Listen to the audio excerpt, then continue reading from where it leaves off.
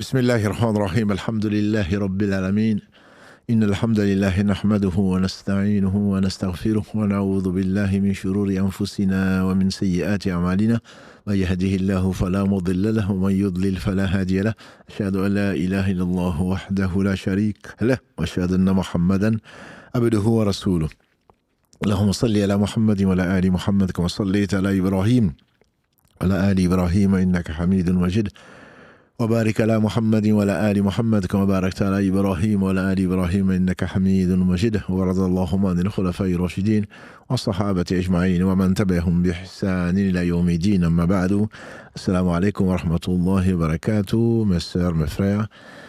La famille, les louanges, les remerciements, les éloges n'appartiennent qu'à aux vivants qui ne meurent pas. Je nomme Allah, le premier qui n'a pas de début, le dernier qui n'a pas de fin. La parole est dominante sur toute chose, le subtil, le bien informé. Nous le louons, nous revenons vers lui repentant, nous lui demandons protection contre les conséquences de nos péchés et les tendances de l'âme. Celui qui Allah guide, nul ne saurait l'égarer. Celui qui est privé de sa guidée, nul ne saurait lui montrer le droit chemin. J'atteste donc qu'il est le seul digne d'adoration. J'atteste la véracité, l'exemplarité de la prophétie de Mohammed ibn Abdillah. Qu'Allah bénisse ce prophète, sa famille, ses compagnons et tous ceux qui les auront suivis dans le droit chemin et nous fasse l'honneur d'en faire partie. Bienvenue donc dans ce live Islam, Savoir et Culture, live donc du vendredi. Et nous avions commencé, alhamdulillah, par le lavage mortuaire la semaine dernière. Et la suite logique, en tout cas qui nous paraissait bénéfique, c'est de continuer donc sur les rites funéraires. On sait que, comme tout le monde le sait, mais Allah l'affirme entre autres dans le verset 185 de la Sourate 3, chaque âme donc va goûter la mort. Dha'iq, c'est vraiment le fait de mordre à pleines dents. Dhuq, c'est vraiment goûter dans le sens, dans tous les sens du terme, donc à pleines dents. Et certainement, personne n'est immortel. L'éternel, c'est Allah subhanahu wa ta'ala. Tout ce qu'il a créé. Kullu man alayha fan. On a vu donc dans le verset 26 et 27, wa yabqa wajhu rabbuka dhul jalali wal ikram, ne subsistera que la face noble de ton Seigneur subhanahu wa ta'ala, verset 26-27 de la sourate Ar-Rahman 55. Allah dit également dans les versets 30 et 31 de la sourate Az-Zumar 30-39, Innaka mayyitun wa innahum mayyitun. Donc tu voici mort, ya Muhammad, et aussi mourant. Et ensuite au jour du jugement dernier, vous allez très certainement donc vous régler les comptes, on dirait. Miséricorde donc pour les pieux. La mort est une miséricorde. Alhamdulillah, cette vie n'est là que pour nous éprouver. J'espère qu'Allah subhanahu wa ta'ala nous aura fait comprendre afin de vous mettre à l'épreuve pour voir le meilleur d'entre vous, donc dans les bonnes œuvres. Donc une fois que l'examen est terminé, les bons élèves sont contents. Les bons élèves sont contents. Quant aux malheureux, ceux qui n'ont pas préparé l'examen, ben, ils rendront soit feuille blanche, soit ils rendront avec beaucoup de rature ou le devoir incomplet.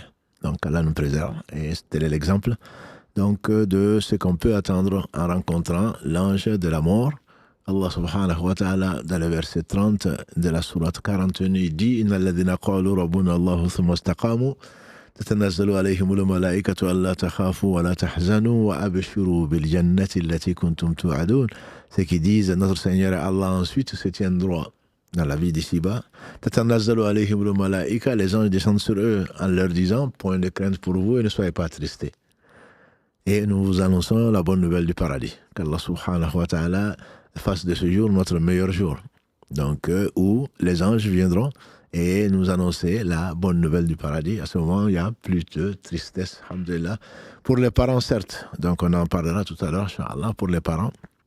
Mais pour les gens qui nous aiment, mais pour nous, Inch'Allah, on espère que ce sera le meilleur jour, le jour donc où Allah subhanahu wa ta'ala va nous rappeler, sa promesse est vraie, et dans sa miséricorde pour nous éloigner des tentations et donc des épreuves de cette vie. Allah seul sait ce qui nous réserve. C'est pour cela que la plus grande crainte d'un croyant doit être donc comment il va quitter ce bas monde. Nul n'est garanti qu'il va quitter ce bas monde avec la satisfaction d'Allah, qu'il va quitter ce bas monde dans l'islam même. Comme déjà on a vu, lâcher le morceau au dernier moment de leur vie, parce qu'ils n'étaient pas sincères.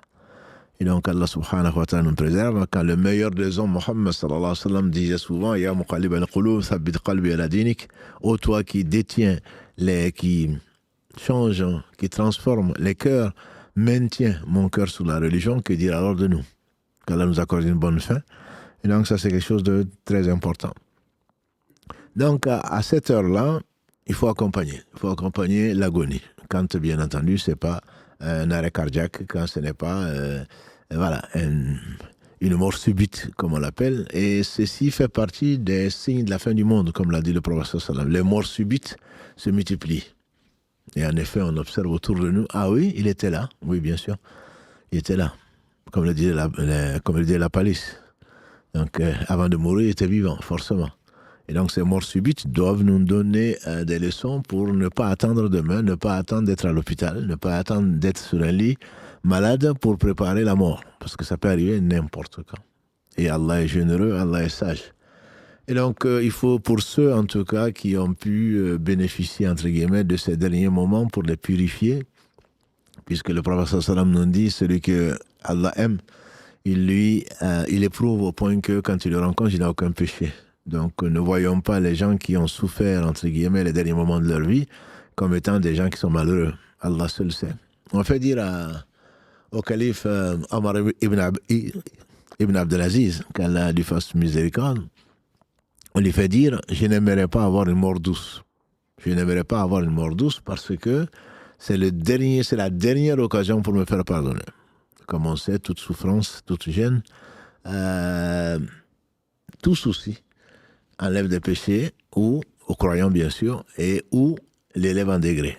Donc il n'aimerait pas que sa mort soit douce et qu'Allah subhanahu wa ta'ala lui fasse miséricorde puisqu'il a laissé de lui un excellent souvenir.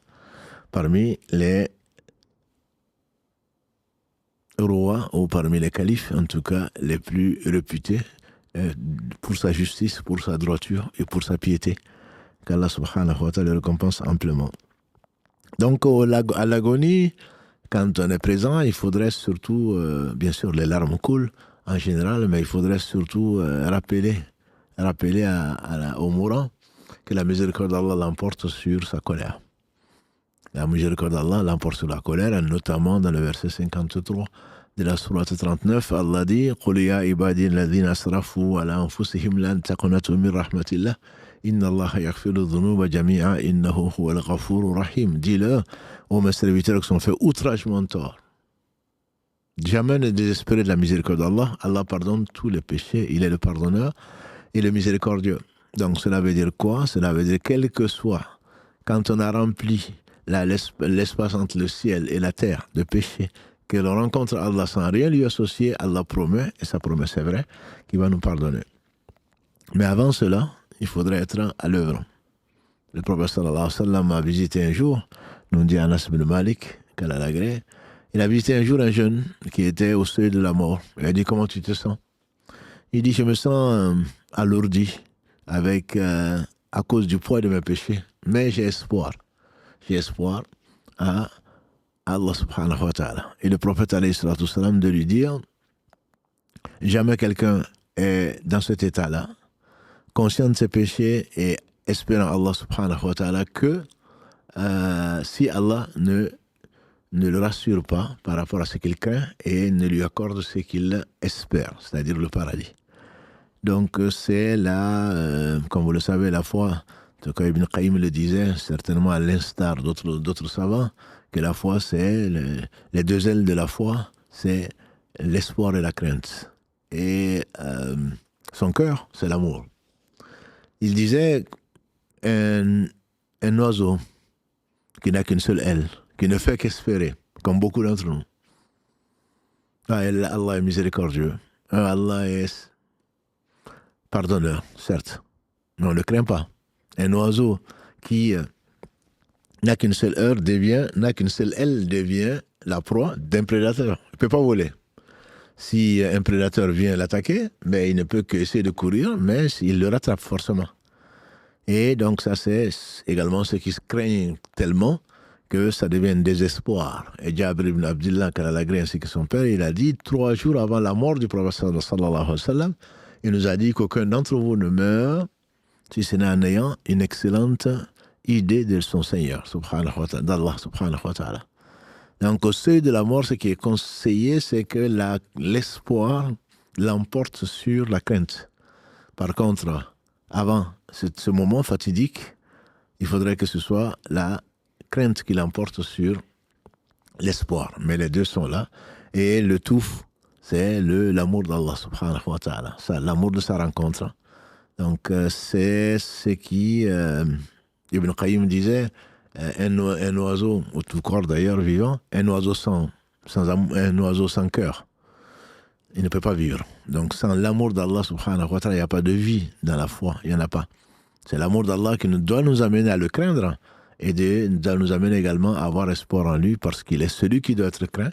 Il est également celui de qui on doit espérer, subhanahu wa ta'ala. Donc pour cela, rappeler si la personne est à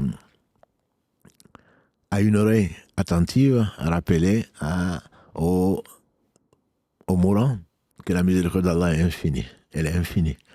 Et également répéter à côté de lui, et pas forcément, comme disent les savants, pas forcément, de lui intimer de répéter.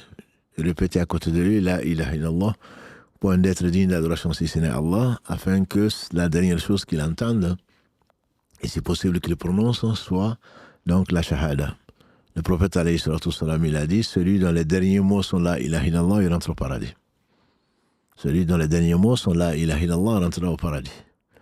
Et donc, c'est bon de répéter, pas à voix haute, bien entendu, et pas non plus en murmurant, mais que la personne entende. On peut réciter du Coran, autre chose qui lui rappelle s'il comprend. Donc, le bien qui attire la bénédiction d'Allah subhanahu wa ta'ala et la présence des anges. Mais on n'a pas spécifiquement le hadith où on fait dire au prophète sallallahu alayhi wa sallam, récitez Yassine sur vos morts.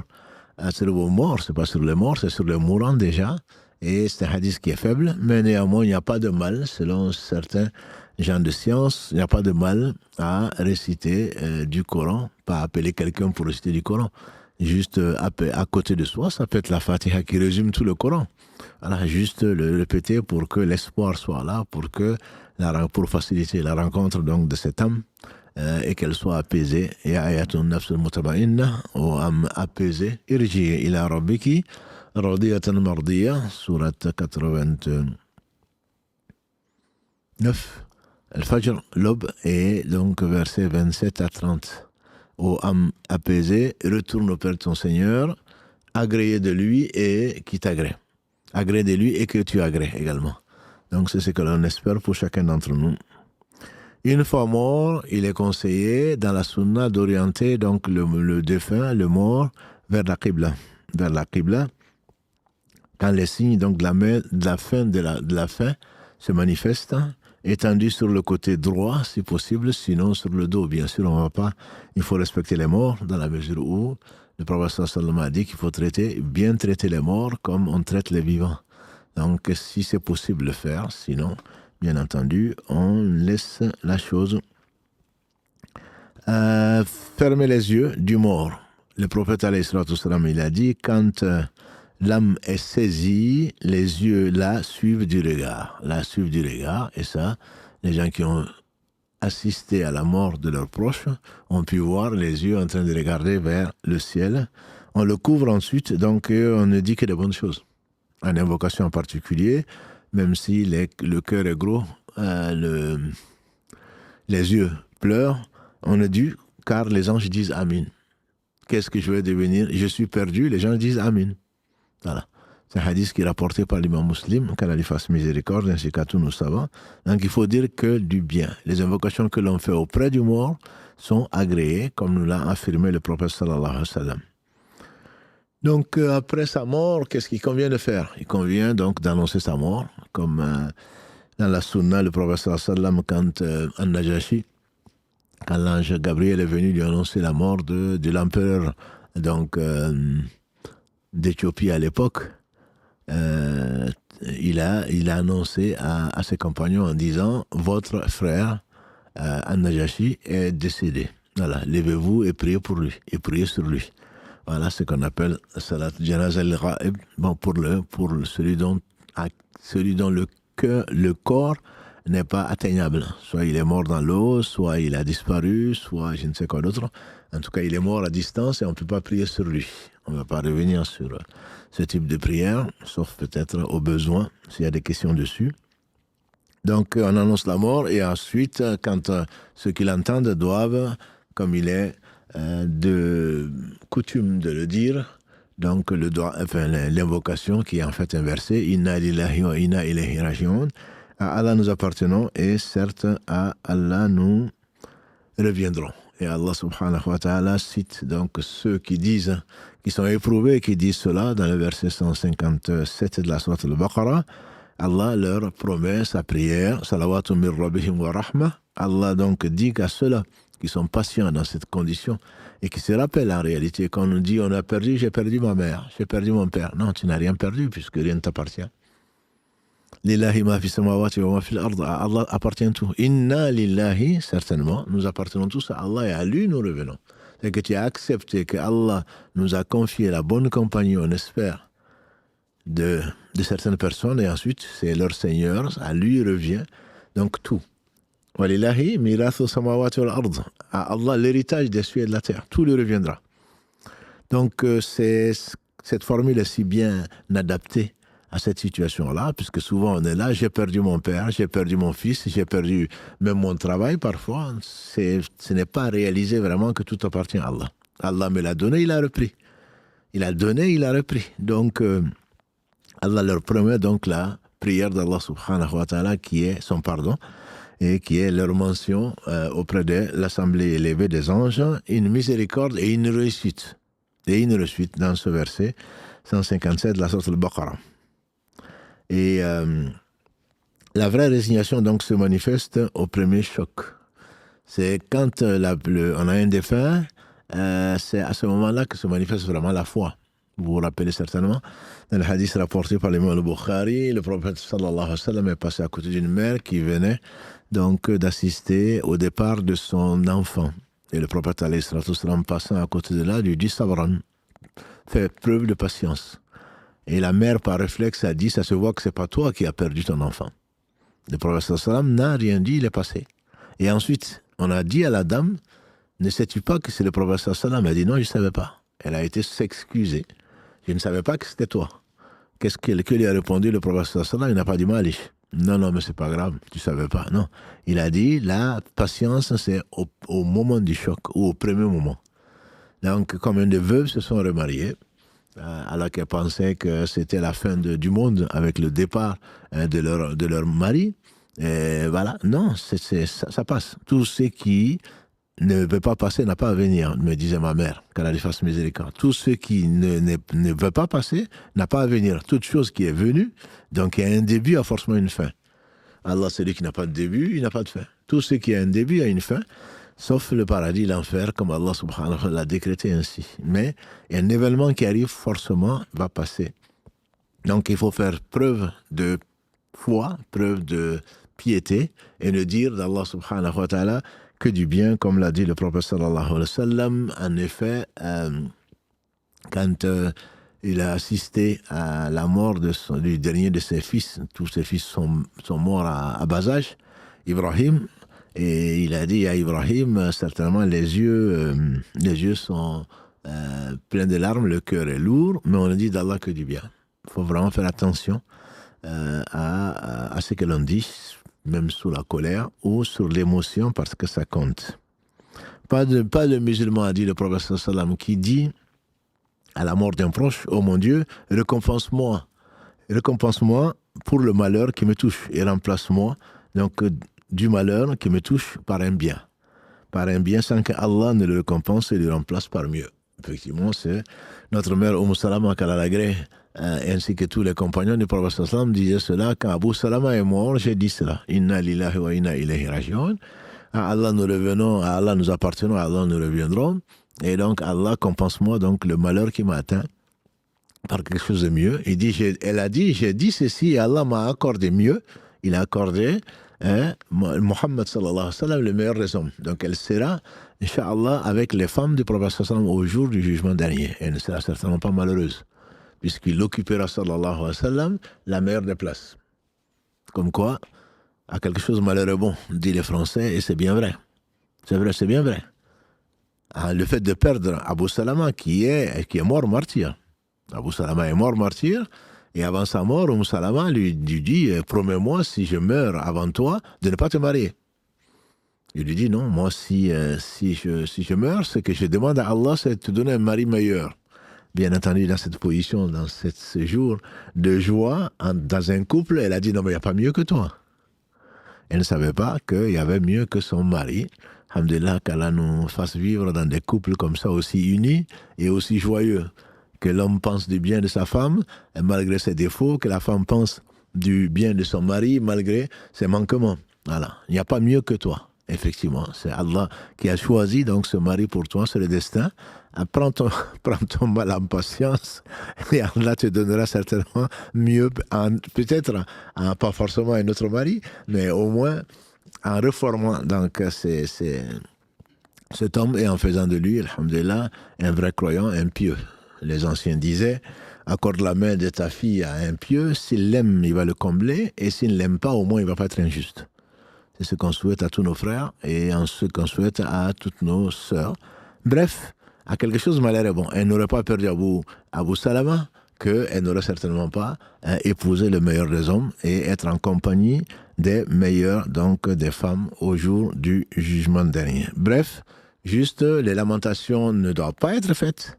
Les yeux sont gros, les larmes sont, le cœur est gros, mais on ne doit dire d'Allah que du bien. Les lamentations sont sont interdites donc dans l'islam, mais les pleurs, bien entendu, sont autorisés dans la mesure où ça dépasse. Les yeux pleurent, disait le prophète sallam, et le cœur est triste, mais nous ne disons rien qui n'est pas l'agrément d'Allah subhanahu wa ta'ala, de notre Seigneur. Ô Ibrahim, nous sommes affligés d'être séparés de toi. Hadith rapporté par l'imam al-Bukhari, qu'Allah lui fasse miséricorde. Également, quand il a assisté où on lui a annoncé la mort de sa petite fille, Umama bint Zaynab, la première des filles du prophète sallam, il s'est mis à pleurer. On a vu des larmes couler sur sa noble face, sallallahu alayhi wa sallam.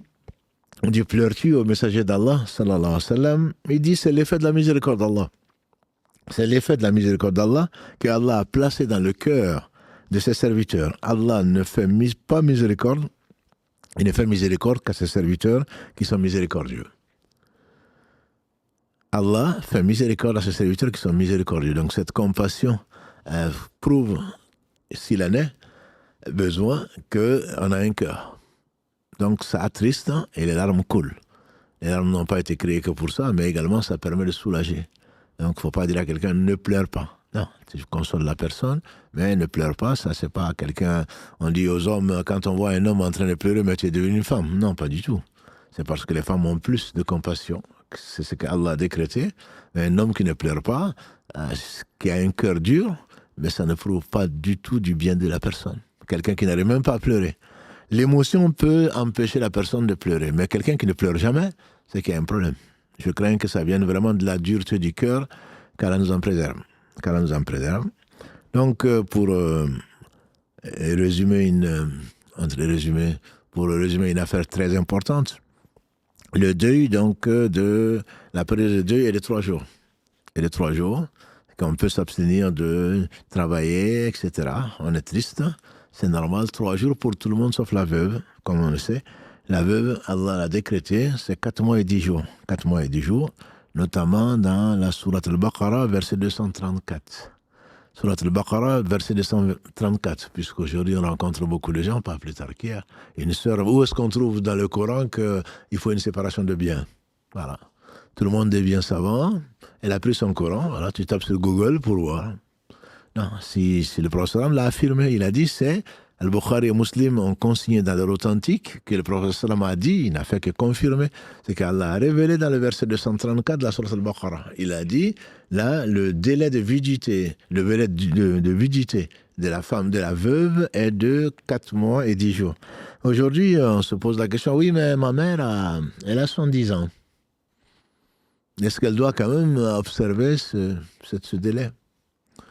c'est vraiment mal comprendre l'islam. C'est mal comprendre l'islam, c'est mal comprendre la révélation, c'est mal connaître Dieu, Allah subhanahu wa ta'ala.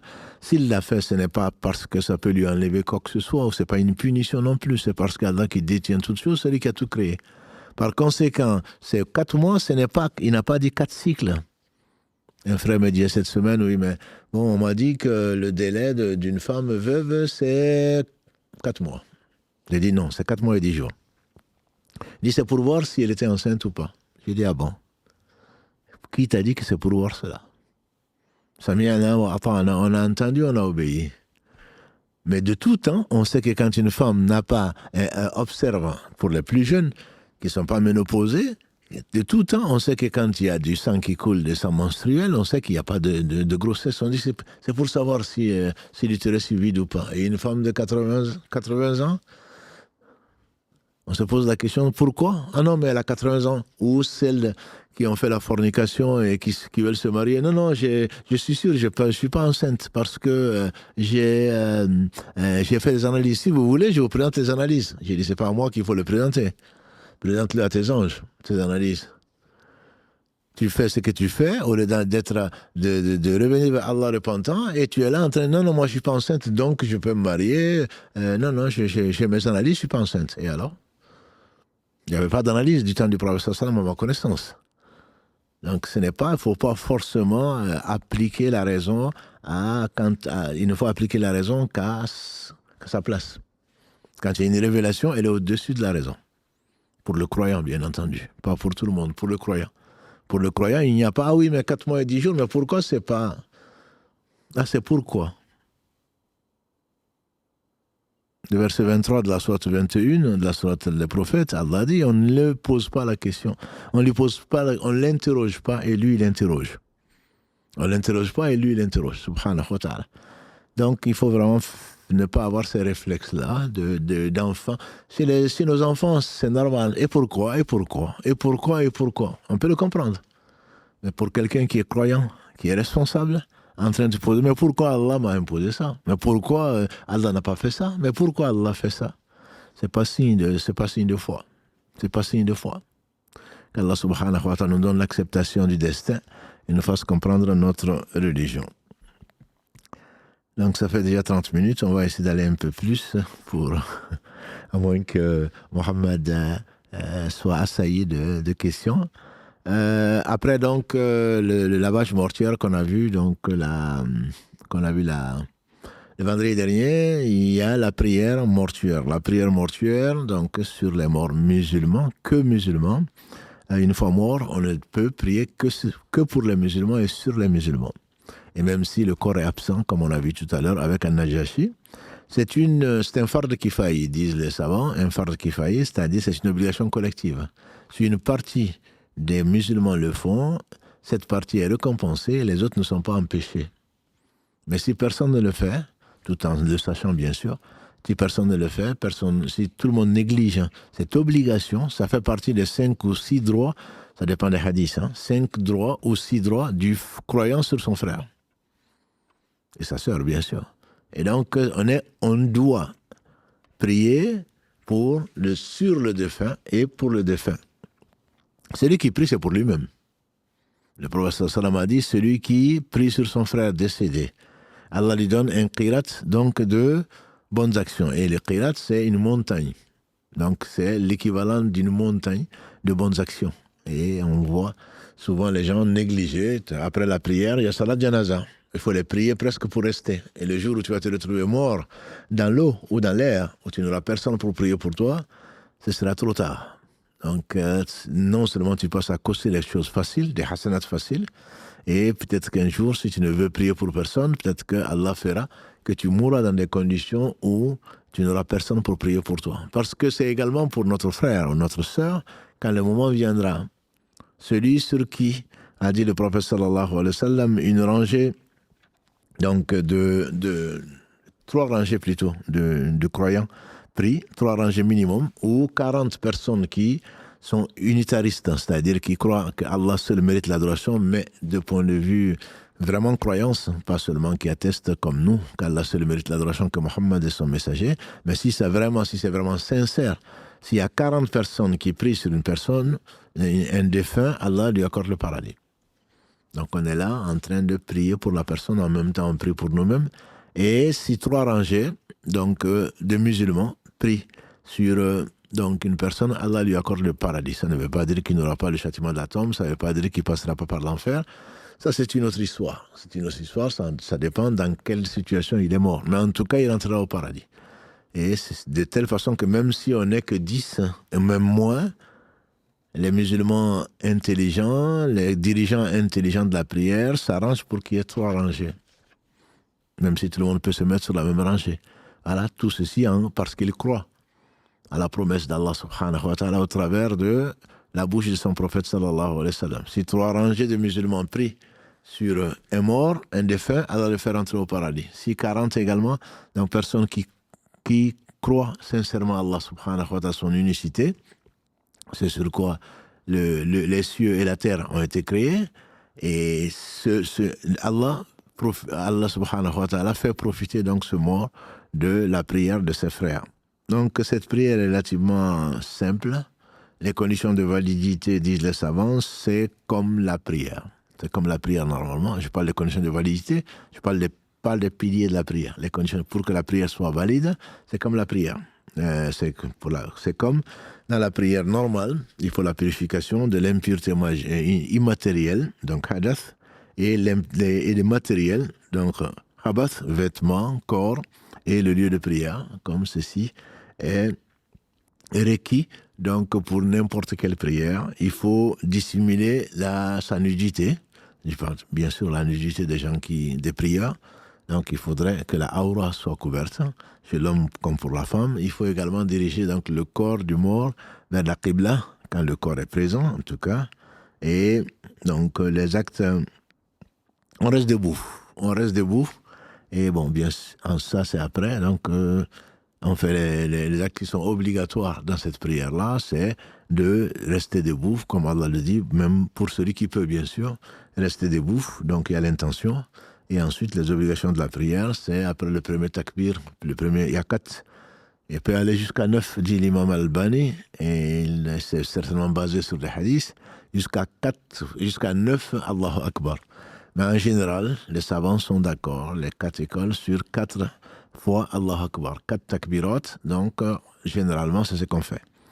Après le premier, donc, on récite la Fatiha, comme dans n'importe quelle prière, entre guillemets, puisque le prophète sallam a dit, il n'y a pas de prière sans Fatiha. Donc après le premier, il y a la Fatiha. La Fatiha, mais ça peut être remplacé, dit le cheikh Abu Bakr al-Jazairi, ça peut être remplacé par des louanges et prières sur le prophète sallallahu alayhi wa sallam. Ça, c'est le minimum donc, que l'on puisse faire dans une prière, ça, même y compris dans la khutbah.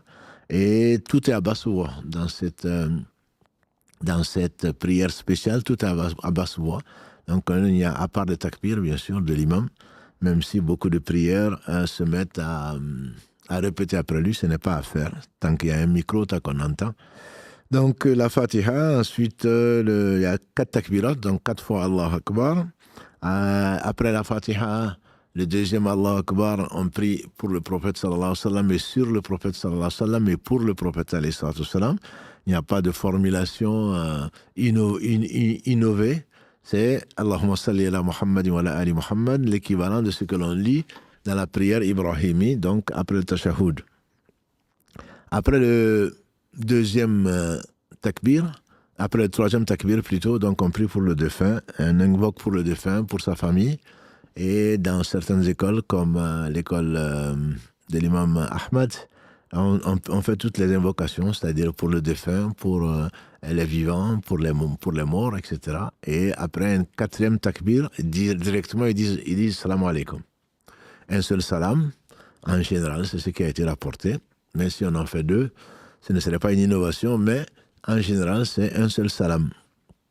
Et donc, dans d'autres écoles, comme l'école de l'imam Malik, qu'il fasse miséricorde, après le 4e, on prie, on continue à faire des invocations pour le mort, pour les vivants, etc., etc. Et après, on dit salam alaikum. Donc, ceux qui reviennent de la Umrah ou du Hajj, ont dû assister plusieurs fois, alhamdoulilah, à des prières janaza, matin, midi et soir, aux 5 prières en général. Donc il n'y a pas de moment. La sunna, c'est d'enterrer le mort le plus tôt possible. D'enterrer le mort le plus tôt possible. Et c'est pour cela qu'on va parler, Inch'Allah, de l'enterrement, du cortège funèbre. Mais avant, qu'est-ce que l'on fait quand on arrive alors qu'ils ont commencé donc la prière? Le prière qui est devancée dans la salat al-janaza rattrape ou non et suit l'imam. Il rattrape ou non, soit il vient et dit Allahu Akbar, le premier takbir qui est indispensable. Ensuite, donc, il dit Allahu Akbar, ou alors il fait la Fatiha, il dit Allahu Akbar, il suit l'imam. Certains disent non, directement, il dit Allahu Akbar et suit l'imam. Il n'est pas tenu comme celui qui vient dans une prière et tant qu'il n'y a pas de recours. Là, il n'y a pas de recours, il n'y a pas de sujoud. Donc, si l'imam faisait le recours, il est obligé de le suivre, même s'il n'a pas lu la Fatiha. Certains se basent sur cela, d'autres disent non, il essaye de le rattraper. Bien sûr, quand il dit salam alaikum, c'est salam alaikum. Donc on peut ou pas. Un mort absent ou enterré sans prière, comme le Négus, on l'a dit tout à l'heure, donc à Habasha, en actuelle Éthiopie, qui est mort, le prophète sallam, et il a aligné ses compagnons, ils ont prié sur lui alors qu'ils étaient à Médine. Également, le prophète sallam, il n'a pas vu le corps, il s'est étonné de ne plus voir une femme qui faisait le ménage dans la mosquée, donc qu'on l'a décrit comme une femme noire qui nettoyait la mosquée, qu'elle a l'agré, et le prophète sallam dit où est cette femme? On dit elle est morte, et on l'a enterrée. Il dit mais pourquoi vous ne m'avez pas dit? Montrez-moi sa tombe. Il a été alayhi sallam, et il a été prié sur elle, on dira, il a été prié pour elle. Parce qu'aller prier dans un cimetière, c'est quelque chose qui est interdit. Mais il n'a certainement pas prié comme certains vont donc le faire. Donc ça c'est aller dans un cimetière ou sur une tombe, invoquer Allah subhanahu wa ta'ala, et notamment la prière du prophète sallam, sauf exception, elle est acceptée. Sauf quand Allah a voulu ne pas accepter que cette communauté ne se divise pas, par exemple, qu'il a demandé à Allah, mais c'est plutôt l'exception qui vient confirmer la règle. Allah a voulu pardonner à cette femme, certainement, puisque le prophète a été donc prié pour elle, qu'Allah lui fasse miséricorde. Donc, parce que le corps était absent, il a été quand même prié. Donc ça, on peut le faire de n'importe quel endroit. Est-ce qu'il faut le faire avec Si Mohammed, barakallahu fi, on a détaillé, je pense, il y a quelques années, ce sujet-là. Est-ce qu'on doit le faire sur chaque personne? Mon père est décédé en Chine, moi je suis là, qu'est-ce que je fais? Je prends l'avion, je vais y aller, ou je prie ici? Vous avez bien compris que ce serait presque du gaspillage pour y aller, mais les hommes tiennent absolument à faire le deuil, à aller voir sa tombe, etc. Si ça peut les apaiser. Mais chacun d'entre nous doit prier, donc pour les personnes décédées, croyantes, en tout cas ce que l'on pense, décédées au moins musulmanes, et faire des invocations, et pour nos parents en particulier, minimum 5 fois par jour, ce qui est conseillé. À chaque prière obligatoire, prier donc pour nos parents et les croyants en général. On a déjà répété que celui qui dit Allahumma ghfir wal mu'minina wal mu'minat, celui qui pardonne, qu'Allah me pardonne, ainsi que les croyants et les croyantes, le prophète sallam a promis de la part de son Seigneur subhanahu wa ta'ala de récompenser, donc de donner autant de bonnes actions, autant de hasanat qu'il y a de croyants et de croyantes. Et quand on pense que non, mais ce n'est pas beaucoup, c'est une seule hasanat, une seule bonne action. Il se peut qu'elle te manque le jour du jugement dernier, et surtout une action, si on espère qu'il y a des centaines de milliers de croyants, pour ne pas dire de millions de croyants, alors tu auras des millions de hasanat. Donc ne crache pas sur les petites choses. Ce sont les petits cours d'eau ou ruisseaux qui concourent à faire la mer. Donc ne crache pas sur une bonne action. Allah te fait penser à ceci, à prier pour nous, à prier pour les autres, fais-le. Allah met un ange en particulier, dont l'invocation est acceptée, qui dit ainsi qu'à toi aussi. Donc, pensez aux croyants, pensez aux croyantes. Donc, c'est quelque chose de très, très recommandé, voire plus. Donc, on va, Inch'Allah, avant d'arrêter là, parce qu'après l'enterrement, je ne pense pas qu'on pourra le traiter aujourd'hui. Donc, le cortège funèbre. Celui qui suit le cortège funèbre, il a en même temps un qira, ou une qira, donc de bonnes actions. C'est-à-dire, il a une montagne de bonnes actions, comme l'a promis le prophète sallam, hadith rapporté par les imams al-Bukhari et Muslim, qu'Allah leur fasse miséricorde. Donc, quand on va accompagner le mort, au moins dans les pays musulmans, vers les cimetières musulmans, on doit marcher, on doit accélérer, on doit faire une allure soutenue. Parce que s'il est juste, comme l'a dit le prophète sallallahu alayhi wa sallam, ce sera un bien pour lui. Il va découvrir, le mort dira, pressez les pas pour m'amener vers ma demeure, parce qu'il sait déjà que les anges lui ont annoncé la bonne nouvelle, donc il ne faut pas laisser traîner. Et c'est ce qui arrive ici, dans les pays occidentaux, minimum c'est 24 heures. Minimum c'est 24 heures, mais dans les pays musulmans, en général, le corps est à peine il refroidit à peine, qu'on le lave, on le met dans un linceul, et la prière d'après, on prie sur lui et on le met donc dans sa tombe.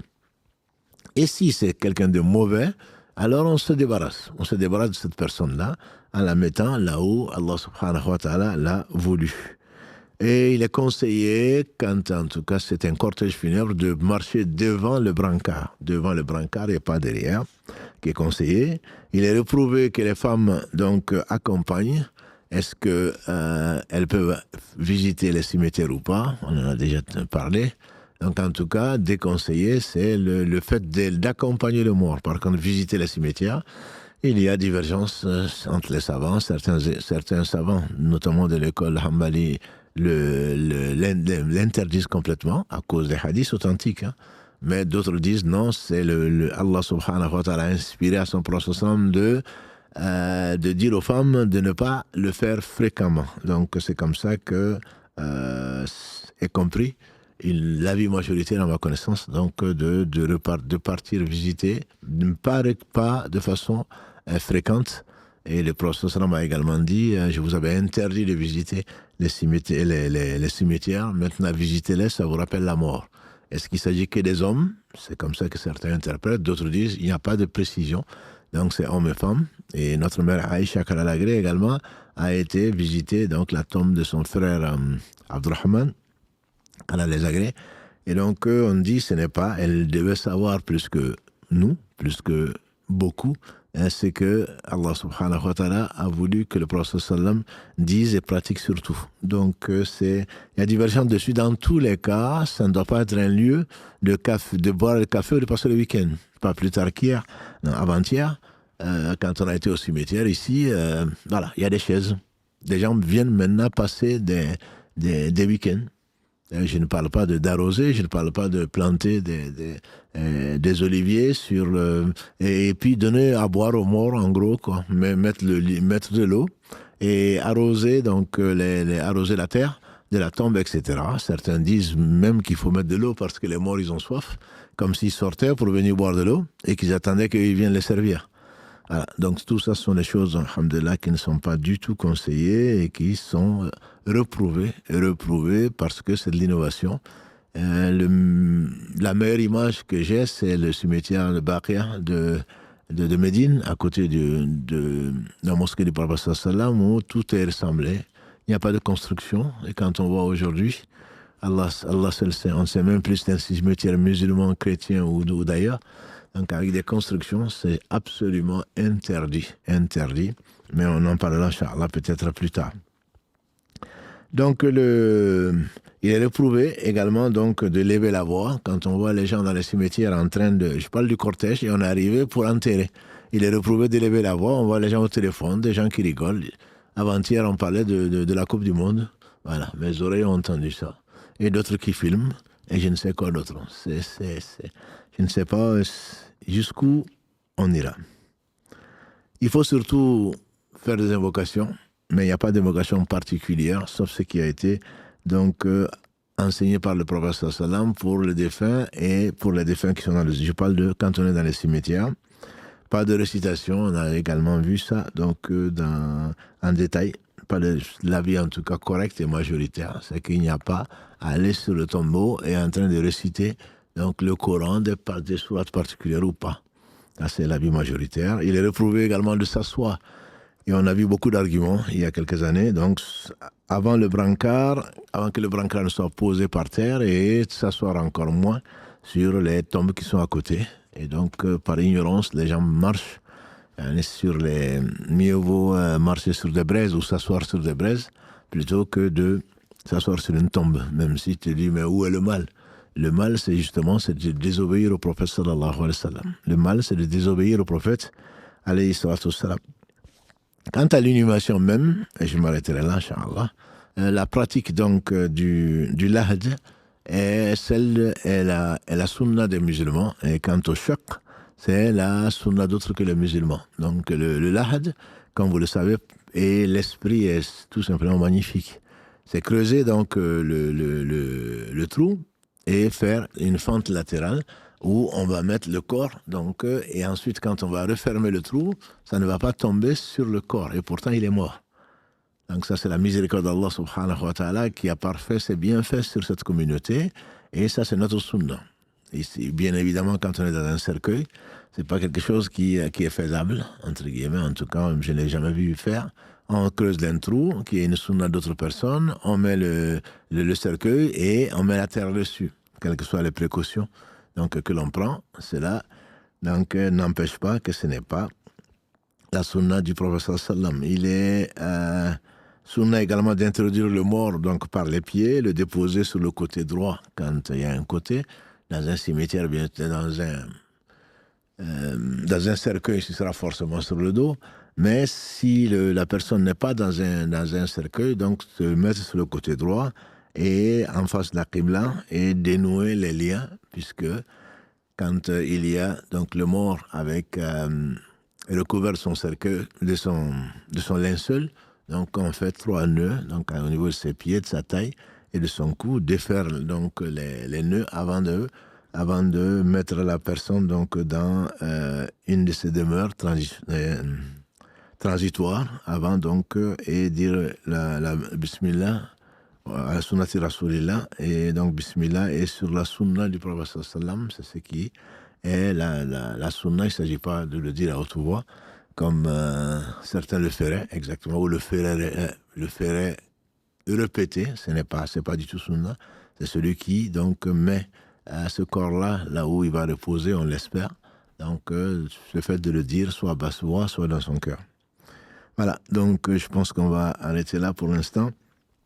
En attendant, donc en passant la parole à votre interlocuteur et votre interprète, donc Mohamed, qui est là pour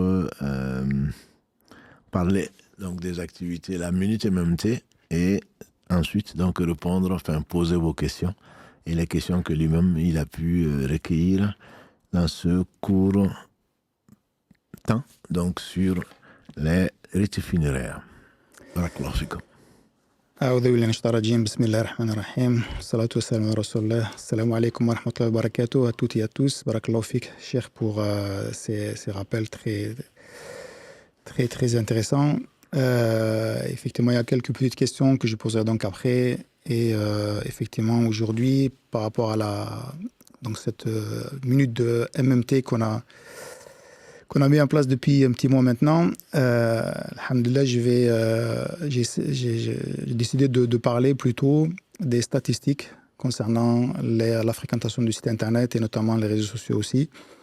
Comme vous savez, chaque année, normalement, on publie une infographie qui fait un petit bilan sur la fréquentation du site internet, des réseaux sociaux. Et alhamdoulilah, cette année, on n'a pas eu le temps de le faire puisqu'on a eu le ramadan en début d'année.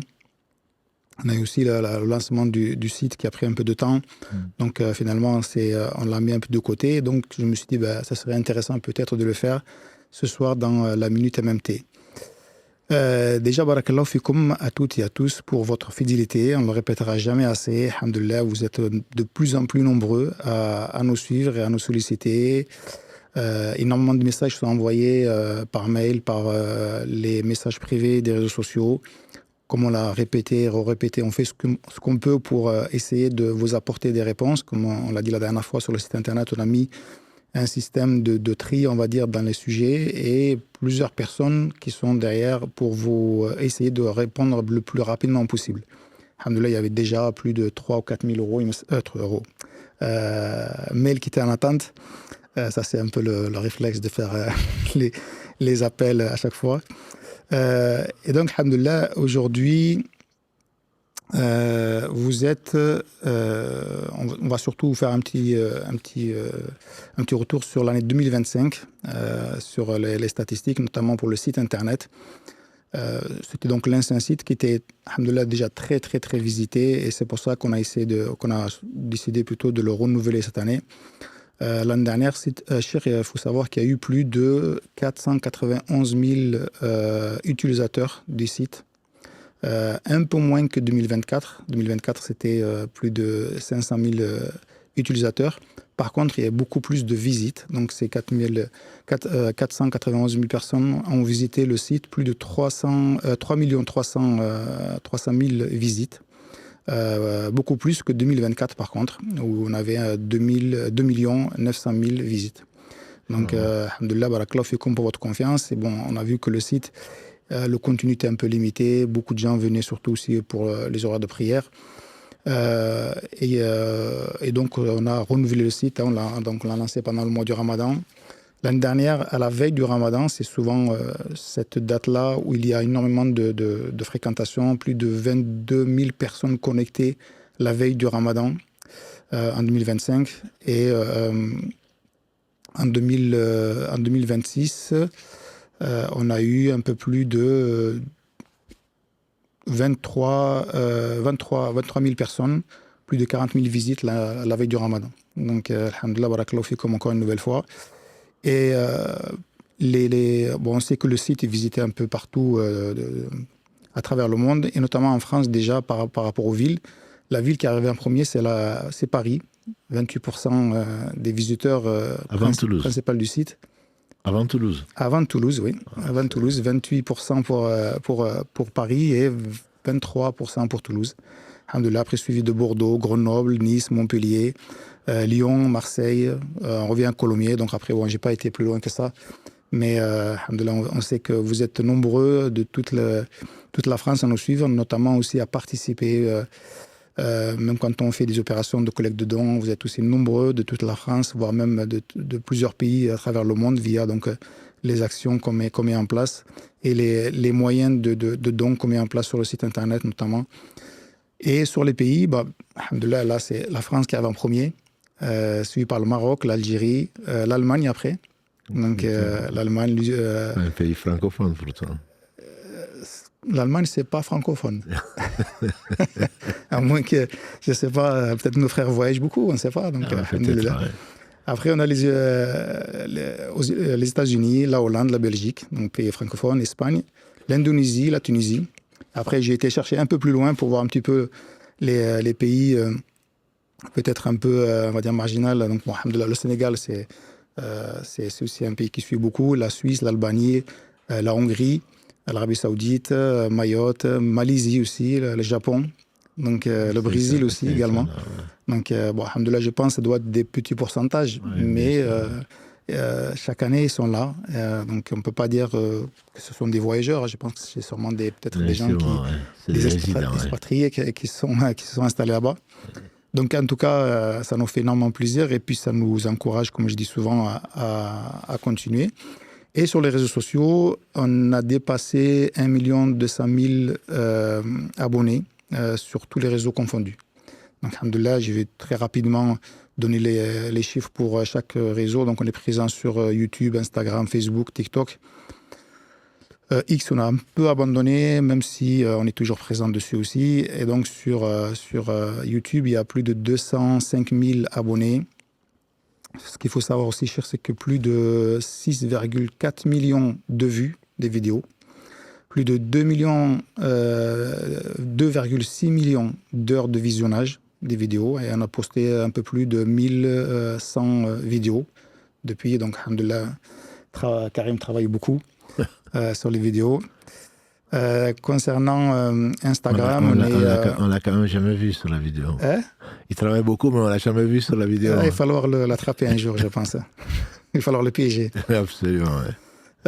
Instagram, on est à 272 000 abonnés. Donc, ce qui est intéressant, là, c'est aussi le pourcentage en termes d'âge. C'est souvent les 25-34 ans qui suivent. Les jeunes, Voilà, c'est plus les jeunes. Pas les très jeunes, mais 34 les jeunes. ans, alhamdoulilah, on commence à être un peu plus mature, hein, normalement. Suivent après les 35-44 ans. Ils sont toujours jeunes. C'est un peu mieux. Et après, on revient à plus jeunes, 18-24 ans. Et après, les plus anciens, de 45 ans jusqu'à 65 ans, bon, là, on est en dessous de 10%. Donc, alhamdoulilah. Là, par contre, on est beaucoup suivi en Afrique. Donc, les villes, première ville, c'est Dakar, avant Toulouse. Donc, barakallahu fikoum, vraiment de continuer à nous suivre. Les Dakaroises et les Dakarois. Ouais. Donc, après, je pense que ça doit être plus sur TikTok. Plus sur TikTok. TikTok, je pense qu'il y a plus de gens en Afrique qui suivent que... Oui, mais bon, au moins déjà sur Instagram, c'est Dakar qui vient en premier. Exactement. On va s'y installer peut-être. Inch'Allah. On va faire une tournée d'Afrique, Inch'Allah.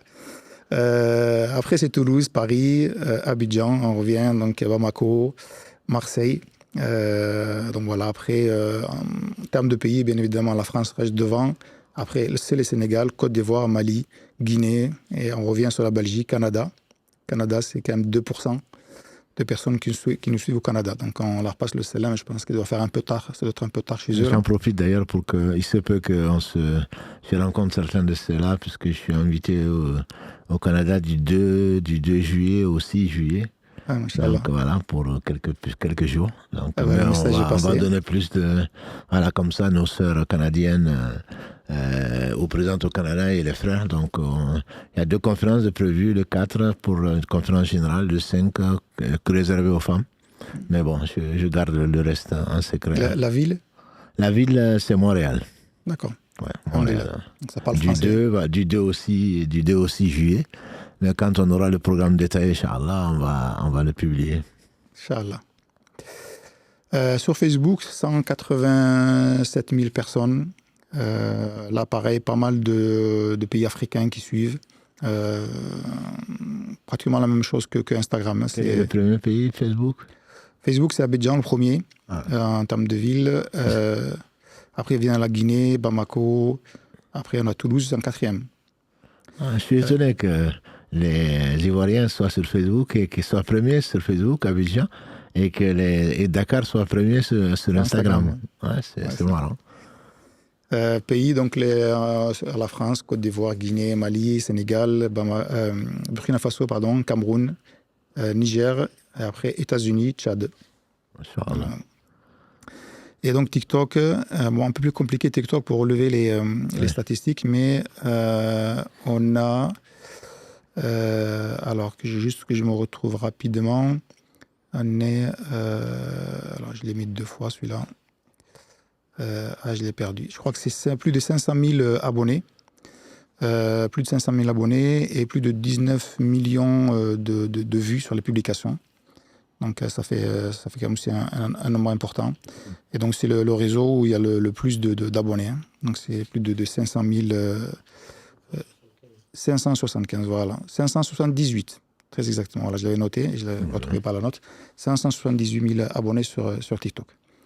Donc voilà, alhamdoulilah, barakallahu fikum une nouvelle fois.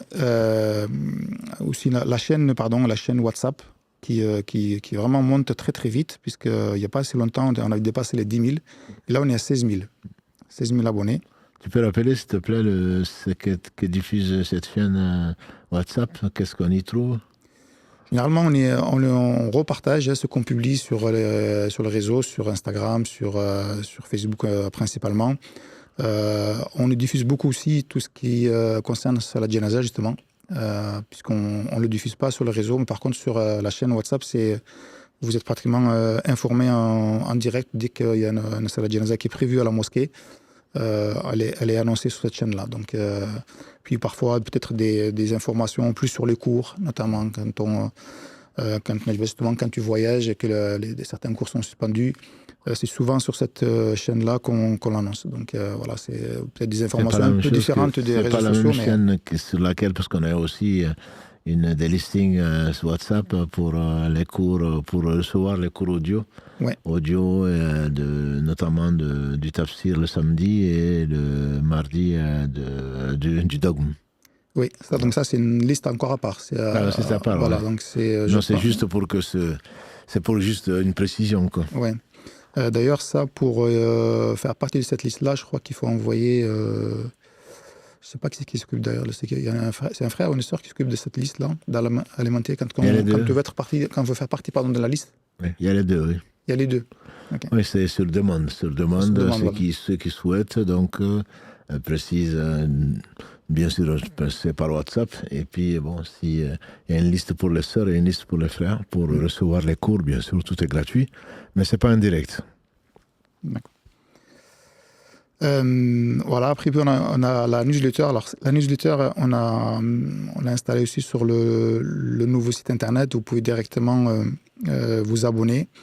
Là aussi, on diffuse pas mal d'informations, notamment concernant les conférences, concernant les événements à la mosquée. Il y a pratiquement 4000 personnes qui sont déjà abonnées. Depuis le lancement du site internet, bien qu'on n'en a pas encore vraiment communiqué dessus, parce que je comptais finaliser certaines choses, mais il y a plus de 236 personnes qui sont déjà abonnées depuis que le nouveau site est en ligne. Et bon, alhamdoulilah, on essaie donc d'améliorer au fur et à mesure. Juste, je ne sais pas si tu veux rajouter, Chir, avant qu'on passe peut-être aux questions. Et j'aimerais juste faire un petit rappel, notamment sur les vidéos justement qu'on publie et qui sont souvent reprises aussi. Non, tu peux y aller, parce que moi, j'ai juste une bonne nouvelle, mais que je garde pour la fin. Inch'Allah. Donc, alhamdoulilah, comme on a dit depuis tout à l'heure, vous êtes extrêmement nombreux aujourd'hui, en tout cas pour nous, c'est énorme. Et bien évidemment, vous posez beaucoup de questions, notamment sur les réseaux sociaux. Parfois, je pense que ça vous agace parce qu'on ne répond pas forcément rapidement. Comme on a expliqué tout à l'heure, c'est parce que vous êtes très, très nombreux à nous solliciter. Et parfois parce qu'on n'a pas forcément la réponse de suite. Donc, on se renseigne, on essaie de vous donner la réponse la plus appropriée possible. Donc, ne vous agacez pas et soyez patients. Ce n'est pas la peine de relancer en mettant juste des points d'interrogation parce que vous avez vu qu'on a vu le message, mais on n'a pas répondu. Et puis, pendant les lives, très souvent, on vous le répète, les commentaires, on essaie de garder des commentaires propres pour surtout les questions. Et quand on vous dit, surtout quand il y en a certains, on l'a vu tout à l'heure, il y en a un qui est venu mettre un lien pour une collecte. Alhamdoulilah, on ne doute pas de l'intention, on ne doute pas que c'est une collecte sûrement pour des personnes qui sont dans le besoin ou pour autre chose. Mais sachez que ça ne se fait pas, parce qu'il faut que, avant de diffuser sur nos réseaux, la moindre des choses, c'est de peut-être nous envoyer un mail en privé, de demander l'autorisation, qu'on sache à qui on a affaire, pour quelles raisons, parce qu'à partir du moment où vous allez publier, même si c'est un commentaire, c'est comme si la mosquée était garante en fait de ce que vous faites. Donc ça engage aussi, c'est aussi l'engagement de la mosquée. Donc si on ne sait pas de quoi il s'agit, c'est pour ça que en fait on vous avertit, on vous a dit retirez le commentaire s'il vous plaît. Bon, il y en a qui insistent, il y en a qui essaient de justifier. C'est pas une question de justifier quoi que ce soit, c'est vraiment non, pénalement, c'est la responsabilité de la. Exactement, c'est la mosquée qui est hein, responsable. Donc voilà, vraiment, si vous souhaitez qu'on continue à diffuser des contenus qui vous intéressent parce que vous suivez, il faut aussi respecter certaines choses. Et alhamdoulilah, on essaie de faire de notre mieux pour répondre à vos attentes. Il y a également des arnaqueurs donc, qui prennent qui donnent des numéros PayPal en notre nom, en particulier au mien. Et bien sûr, nous, on ne l'a jamais fait, on ne le fera pas non plus. Donc, si vous voyez un numéro PayPal s'afficher, ce n'est certainement pas de la mosquée pour demander quoi que ce soit. Donc, nos frères et sœurs, alhamdoulilah, au travers des aides et des dons qui passent par PayPal ou par d'autres sites, qu'Allah subhanahu wa ta'ala les récompense par le meilleur, on n'a jamais demandé, sauf dans le cadre d'opérations, mais avoir un numéro PayPal dédié à Si Mohamed ou à Karim ou à Mohamed, non, on n'a jamais fait ça, on ne le fera pas non plus, Inch'Allah. Donc si vous voyez ça, surtout ne tombez pas dans le panneau. Et effectivement, comme tu dis, les gens qui viennent coller, à part, en plus donc des ennemis d'Allah, ennemis d'eux-mêmes qui invitent à leurs égarements. Donc les gens peuvent vouloir du bien, comme tu dis, mais c'est je l'ai dit souvent, il faut passer par la porte, c'est pas par la fenêtre, et ça nous engage. Et donc certainement, si vous ne l'enlevez pas, on va l'enlever, et vous pouvez crier sur tous les toits, mais je pense que les gens qui ont tort, c'est vous, de ne pas respecter les gens, de rentrer chez les gens sans leur permission, ce qui n'est pas permis dans l'islam, et en plus de ça, de s'imposer. Ça, c'est quelque chose que l'on ne fait pas, ça fait pas partie de l'éthique islamique. Juste pour compléter sur nos vidéos, justement, c'est que, alhamdoulilah, les partager là-dessus, il n'y a aucun doute, et vous êtes nombreux à le faire. Mais effectivement, on en a déjà parlé, hein, les reprendre, supprimer parfois le logo, sous-titrer, rajouter parfois même des sons par-dessus, que ce soit des anachides ou même parfois de la musique tout simplement, pour mettre en valeur en fait ce que tu es en train de dire, cher par exemple, et s'approprier, créer carrément des chaînes avec nos vidéos et puis d'autres aussi. Hein. Et effectivement, l'objectif, c'est peut-être de faire connaître cette chaîne-là, d'avoir un certain nombre de followers et monnayer derrière peut-être autre chose. Donc ça, c'est voilà, il faut faire attention. Et notamment, on sait que il y a carrément les vidéos entières qui ont été reprises, mises en live, comme si nous on était en live. Mise en live, oui, Voilà, c'est ce qui est le plus étonnant. Ouais. Voilà, donc c'est et puis le dernier qu'on a vu, on a échangé dessus sur le groupe, on a vraiment pris le nom, le prénom de Shir et avec en mettant quiz et créé carrément une chaîne en ton nom alors que tu n'es absolument pour rien. Et on sait quel est l'objectif derrière, donc il faut faire, comme disait Shir, vraiment faire attention. Et si vous avez un doute, n'hésitez pas à nous envoyer un message et Inch'Allah, nous, on essaie de faire aussi. Alhamdulillah, il y a des sœurs, notamment Samira, il y a des sœurs et bien d'autres qui sont vraiment très vigilants et qui nous envoient régulièrement, on les remercie d'ailleurs. Mais bon, ce n'est pas toujours suivi. C'est-à-dire que même quand on proteste, même quand on le signale, les hébergeurs préfèrent la publicité et souvent ne font rien. Ouais. C'est pas parce qu'on ne le fait pas, pour les sœurs qui continuent, peut-être des frères aussi qui continuent à nous le signaler. Chaque fois que vous nous le signalez, nous on le signale à l'hébergeur, mais il se trouve que bon, ça ne saura pas les arranger ou ça doit les agacer ou ils n'ont pas le temps peut-être. Donc de supprimer ces comptes-là ou même de les avertir. Donc ce n'est pas parce qu'on ne le fait pas. On vous encourage de toute façon à écrire directement à ces hébergeurs-là pour leur signaler que, comme une sœur le faisait, on était en live comme aujourd'hui, par exemple, et puis il y a d'autres lives qui démarrent avec les mêmes, avec les mêmes personnes qui se dédoublent, voilà. Et au nom de la mosquée, alors que, enfin, pas au nom de la mosquée, comme si sur leur chaîne, comme si c'était eux qui avaient invité le frère ou etc. Ouais. C'est un mensonge, et deux, c'est du vol, même si l'intention est bonne. Barakallahu fik, je vais poser quelques questions que j'ai relevées donc par rapport au sujet du soir. Tu avais commencé l'émission en disant, quand une personne est décédée, donc qu'elle a les yeux ouverts, donc, tu as dit, je crois, parce qu'elle a suivi l'ange. Oui, c'est le prophète qui a dit que c'est quand l'âme est reprise, les yeux suivent du regard l'âme. Oui. D'accord. Et donc, il faut lui fermer les yeux. Il faut fermer ses yeux. Ouais. Ah. Et si la personne elle est morte avec les yeux fermés, est-ce que ça a une signification particulière? Non, encore une fois, il faut faire très attention de ne pas, comme le disait le frère Al-Qadr qu'on a invité la semaine dernière, il faut faire attention de surinterpréter. Je sais que le cheikh Farhan en particulier mettait en garde dans un des réels où les gens disent bon, on l'a trouvé triste, on l'a trouvé en train de sourire, on l'a trouvé machin. Qu'est-ce que ça veut dire? Est-ce que ça veut dire qu'il est au paradis ou non? On ne peut pas le dire. Chacun meurt dans la situation dans laquelle Allah l'a décrété et on n'a pas à intervenir, on n'a pas à surinterpréter. Par contre, comme l'a dit Abdul-Qadr, quand on lave le mort, quand on le voit en train de sourire, quand on le voit détendu, quand on le voit prendre des couleurs, c'est bon signe et on peut l'annoncer à ses parents. Voilà ce qu'on a vu. Pas que juste pour les consoler, mais certainement pas interpréter. Il est mort, j'ai vu que ses dents étaient serrées. Premièrement, on n'a pas à le raconter. Et deuxièmement, c'est surinterpréter. C'est une responsabilité des vivants. On n'a pas à le faire. Donc tu as dit aussi que la prière concernant Salat Janaza, donc la prière sur le mort, on l'a fait sur un musulman. Absolument, la prière et même les invocations. Hein. Le prophète sallam, Allah lui a interdit de prier pour sa mère, même décédée. Donc pourtant c'est sa mère. On pourrait le comprendre aujourd'hui en disant oui, mais la mère. Il n'y a pas de oui, mais c'est Allah qui l'a dit, c'est de l'adoration. Le prophète a dit l'invocation, c'est vraiment ça, l'adoration. Donc, il n'y a pas de doute qu'on ne doit pas le faire. Après, celui qui le fait par ignorance, prions Allah de lui pardonner. Celui qui le fait exprès, c'est plus qu'un péché qui commet. Donc, la révélation, à part satanique, ne lui est pas descendue. Donc, on n'a pas... C'est de l'adoration. Ce n'est pas une question de moderne, ce n'est pas une question de des choses ça n'a rien à voir. On y croit ou on n'y croit pas. Et personne n'est obligé de croire. Donc, si on y croit, on n'a pas à le faire. On ne peut pas non plus, comme je le dis souvent, c'est pas un self-service, quoi. Ça m'arrange, je le prends, ça m'arrange pas, je le prends pas. On y croit ou on n'y croit pas. Surtout que c'est tellement simple, je veux dire, de ne pas faire, comme le dirait quelqu'un de mieux que moi, quoi. Et quand on a un doute sur la personne, un doute, on sait qu'elle est née de famille musulmane, on sait que même par contre on l'a jamais vue jeûner, on l'a jamais vue prier, on l'a jamais vue à la mosquée. Ce n'est pas une obligation de prier pour quelqu'un. Donc le prophète nous a enseigné, d'après Al-Hassan ibn Ali, anhuma, le prophète a dit Da'a ma yuribuk ila ma la yuribuk. Abandonne ce qui te met dans un doute pour ce qui ne t'y met pas.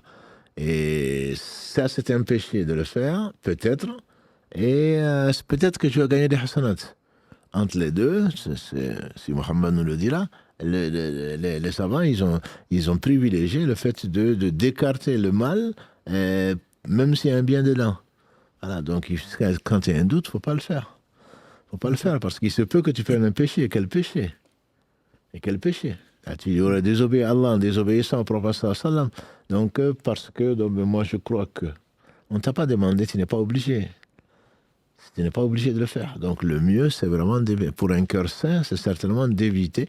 Norman ibn Bashir, c'est lui qui a rapporté le hadith du prophète sallam, qui est le 3e hadith, sur les hadiths que l'on dit, résumer tout l'islam, quoi. Comme il est al-halal bayin ou al-haram bayin. Ce qui est permis est connu, ce qui est interdit est connu. Entre les deux, tu ne sais pas. Celui qui abandonne ces choses ambiguës, il s'éloigne, il préserve et son honneur et sa religion. Donc, le mieux, c'est vraiment de ne pas prendre de risques inutiles, quoi. C'est vraiment inutile.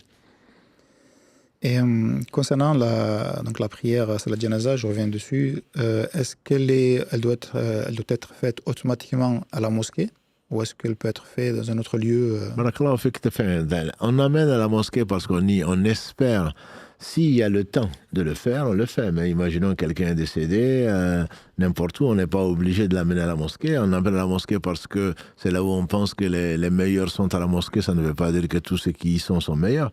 Mais c'est là où les gens prient, donc il est traditionnel de l'amener là pour que les gens qui prient.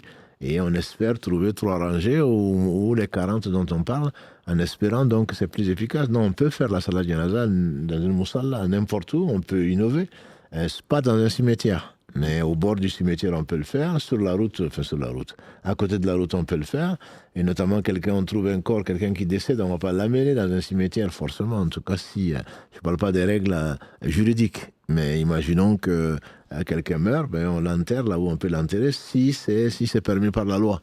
Donc, ça n'a pas besoin de venir à la mosquée, surtout pas retarder, quoi. Faut surtout pas retarder pour attendre le cousin, le fils qui est au Canada, l'autre qui est à Pékin, ce n'est pas du tout sunna. Donc le plus tôt c'est le mieux, et on n'est pas obligé de venir.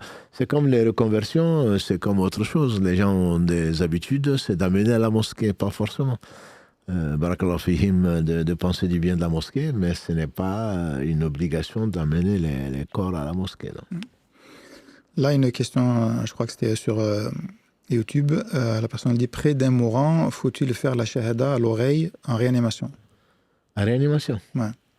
Là, c'est qu'on a dit, réanimation, je veux dire, le coma, on peut sortir du coma, on n'en sort pas, comme maintenant, alhamdoulilah, pour diminuer les douleurs, on provoque un coma, non, à l'oreille ou pas à l'oreille, ce qui est conseillé, c'est vraiment de le dire doucement, de ne pas le choquer, ne sais pas, dis ceci ou dis cela, peut-être qu'il ne t'entend même pas, il est dans un autre monde que toi tu ne connais pas, et que tu connaîtras peut-être un jour. Donc le mieux, c'est vraiment de ne pas lui faire répéter, mais on peut répéter effectivement à l'oreille, quand on dit à l'oreille, c'est-à-dire pas loin de lui. On ne va pas non plus se mettre dans son oreille pour le dire. Dieu seul sait comment il va réagir à ce moment-là.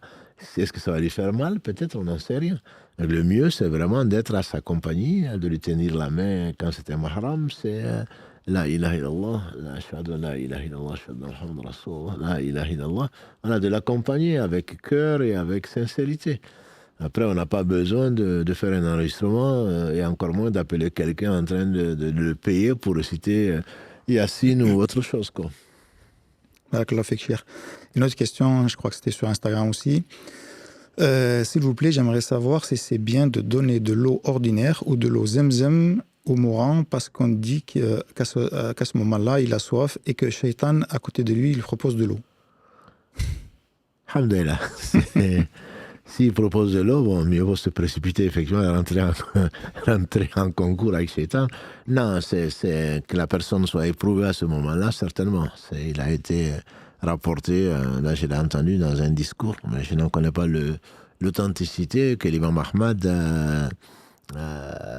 quand on lui dit, ya imam dit la ilaha illallah, il disait la. Donc les gens sont mis à pleurer, l'imam de la sunna n'arrive pas à prononcer la shahada. Les gens ne cessaient parce qu'il n'aurait pas réussi à la prononcer. Et après, il est revenu à lui-même. Ça n'a pas continué, quoi. Et on lui dit, imam, on était inquiet, on t'a dit de répéter la ilaha illallah, tu disais la, il dit non. Il dit, ce n'est pas ça. Il dit, c'est Shaitan qui s'est présenté à moi. Il m'a dit de dire, meurs chrétien, meurs juif. J'ai dit là, non, pas, non. Et donc, c'est une expérience, si elle est vraie, qui pourrait nous montrer les tentations sont terribles. C'est pour cela que personne n'est assuré de mourir musulman. C'est-à-dire que si on n'a pas vécu musulman dans le cœur et dans la pratique, il se peut qu'à ce moment-là, les épreuves sont terribles. Après de là, lui donner de l'eau, non. Non, on peut même l'asphyxier, je veux dire. Parfois, il n'arrive même pas à boire quoi que ce soit. Donc, lui donner de l'eau, Zemzem, encore moins. Non, l'eau Zemzem, il est là où il est, et il est pour ce pourquoi on le boit. Donc non, il ne faut pas... Là, maintenant, j'entends et je vois de l'eau coranisée, Zemzem, etc. Tout ça, ce sont des... Et même ceux qui sont revenus du Hajj, quand elle accepte, et ceux qui partent à la Umrah, parfois, ils prennent leur ihram, l'habit, et qu'ils le lavent à l'eau Zemzem quand ils peuvent, ils le sèchent, et comme ça, ils veulent en faire un linceul. Tout ça, je ne sais pas, c'est pas l'imagination qui manque, quoi. C'est vraiment très très fertile. Et depuis quand le Zemzem a protégé quelqu'un contre les châtiments de la tombe ou autre chose, quoi. Ceux qui sont remplis le ventre et qui sont morts polythéistes, ils sont dans leur tombe châtiés, et dans l'au-delà ils le seront. J'entends ceux qui étaient à la Mecque, etc. Il y avait de l'eau Zemzem avant, hein. Non, le prophète, à ma connaissance, n'a jamais incité d'utiliser l'eau Zemzem à un moment bien précis, si ce n'est au moment du tawaf. Voilà. Donc, ce sont des choses qui ne sont pas, à mon avis, fondées. En tout cas, je ne connais pas de source, même le conseillant. Et mieux vaut s'éloigner, surtout en matière de religion, mieux vaut s'éloigner de ces choses-là. Tu as parlé aussi, Cheikh, sur le fait d'enterrer la personne le plus rapidement possible. Oui. Donc là, la question c'est, et si on attend les enfants avant de l'enterrer, que se passe-t-il pour le défunt, en fait? Que se passe-t-il, Allah? Je ne sais pas ce qui se passe pour le défunt, mais on a désobéi au prophète sallam qui dit précipitez-vous, entre guillemets, pour enterrer vos morts. Si c'est le mort, il est pressé d'aller dans une demeure qui sera, Inch'Allah, élargie, où il va avoir des tapis du paradis, où il aura fini, il n'y aura plus, Inch'Allah, quand il meurt croyant, il n'y aura plus d'épreuve, c'est terminé. Après l'épreuve de la tombe, si Allah va le raffermir, Inch'Allah, et à partir de ce moment-là, c'est fini, il ne pense ni à nous, ni à quoi que ce soit, il est au paradis. Et le temps de la fin du monde, pour lui, ce sera réduit. Nous, on pense, mais à quoi ils vont s'occuper? Ils vont jouer aux cartes, hein, non. Dieu seul sait ce qui s'y passe. Donc, on retarde, en fait, sa découverte de sa place au paradis. Et ça, on n'a pas à le faire. Ce n'est pas sunna du tout. C'est pas du tout sunna. Et comme l'a dit le prophète sallam, c'est quelqu'un de mauvais, on s'en débarrasse. On s'en débarrasse, on le met dans son trou, et il aura ce qu'il aura mérité. Voilà. Mais ce n'est pas sunna du tout d'attendre une telle personne de marcher, on désobéit au prophète sallam, c'est le minimum que l'on fait. Ça, le mort n'étant pas concerné par ça, où il n'a pas dit si je meurs, par contre, il aura des péchés. S'il dit, vous attendrez que mon fils vienne du Canada, et l'autre de Pékin, et l'autre de Jakarta, pour... voilà. Non, ça, il n'a pas à le dire. Il n'est pas responsable de ça. Par contre, si c'est ce qu'il laisse comme testament, bien sûr, il est responsable. Mais en dehors de ça, s'il n'est pas responsable de ce qu'on fait, il aurait dû au moins laisser des consignes. C'est ce que certains savants font d'ailleurs, pour éviter, pour que les gens, ils désignent même celui qui doit les laver, ils désignent, ils détaillent la façon dont ça doit se faire selon la sunna, Et celui qui ne le fait pas et qui craint effectivement que les choses se passent mal sera peut-être responsable. C'est au moins de donner ses dernières volontés, même s'il n'écrit pas, donner ses dernières volontés en disant que si je meurs, c'est que je souhaite être enterré ici ou là, et je souhaite que ce soit le plus tôt possible. Si, comme la loi l'exige ici, on ne peut pas être enterré en moins de 24 heures, et encore moins être le corps rapatrié, donc bon, ça, on y est pour rien. On y est pour rien. Mais on ne va pas retarder parce que l'autre n'est pas venu d'Abidjan et l'autre n'est pas venu de je sais pas. Donc ça, non. Ça, c'est la responsabilité des vivants et c'est interdit. C'est interdit. Et justement, la question qui avait suivi, c'était concernant les personnes qui souhaitent être enterrées au pays d'origine, quoi. C'est une question récurrente. Hein. Après, la réponse peut varier. Je dirais, si on peut enterrer dans un pays musulman, le problème ne se pose pas. Dans un pays à majorité non musulmane, à ce moment-là, ce qui a été dit, même dans un pays musulman, ce n'est pas la peine de ramener son corps. Ce qui se fait souvent, on ramène au village. Donc c'est au moins un jour après, sinon plus. Alors il est mort à Bamako, mais on va l'amener quand même à Abidjan. Bon, ça, ce n'est pas du tout sunna. Il y a des gens qui prient dessus, il y a des cimetières musulmans, il faut l'enterrer là où il est. Et le prophète sallam, c'était ça, c'est sa sunna. Là où on meurt, c'est là où on est enterré. Après, il y a des détails dessus. Les savants permettent au moins d'enterrer quelqu'un à Médine ou quand c'est mort à côté. Bon, il y a une historique, on ne va pas rentrer dans les détails. Là où le problème peut se poser, et c'est quand, par exemple, il n'y a pas de cimetière musulman. Là, c'est l'avis que je connais, notamment c'est l'imam An-Nawawi, c'est on le transporte au cimetière musulman, enfin au carré, au cimetière musulman le plus proche. Donc là, c'est une question de nécessité. Également, de plus en plus, on pose la question de bail. Voilà. Donc, avant, c'était soit pour 25 ans ou 50 ans, ou alors pour perpétuer. Pour perpétuel. Aujourd'hui, de plus en plus de villes disent qu'à partir de 100 ans, 99 ans, c'est le maximum. Là, on peut se poser la question de savoir, bon, qu'est-ce qu'ils feront si Mohamed Barakallah a travaillé sur ce sujet en particulier, ici au niveau de Toulouse, au niveau de la mairie, qui a demandé à la coordination de travailler sur le sujet. Donc, bon, il y a les savants, ils ont beaucoup travaillé dessus. Est-ce que... après, est-ce qu'il va être dans une fosse commune? Est-ce que c'est ci, cela? Là, je dirais que ça dépend encore, ça dépend. Mais c'est surtout pour éviter il ne faut pas que l'on pense que le mort, quand il va être enterré à Conakry ou ailleurs, il va pas être châtié, quoi. Voilà, il va être dans le village, il repose dans le village de ses ancêtres.